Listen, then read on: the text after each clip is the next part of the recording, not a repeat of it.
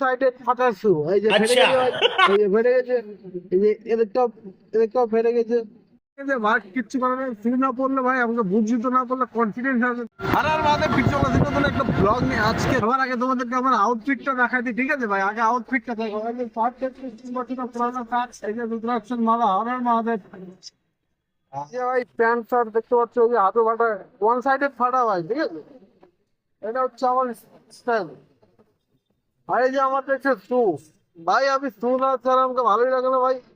Two sided ফাটা শু, এই যে ফেটে গেছে ভাই, এই যে ফেটে গেছে, এই যে এদিকটাও ফেটে গেছে।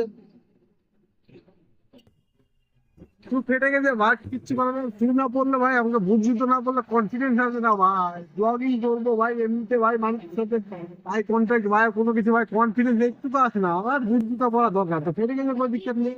সামনে আর 15 দিন পর দুর্গাপুজো, তো দুর্গাপুজো তখন শপিং করতে গেলে তখন জুতো কিনবো ভাই, এক বছরে একটা জুতো কিনি।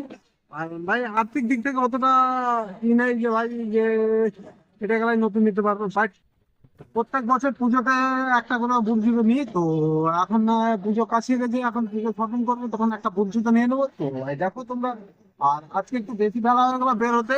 তো এখন দেখো আজকে টার্গেট 300 টাকা কামানো, তো দেখি 300 টাকা কামানো হয়।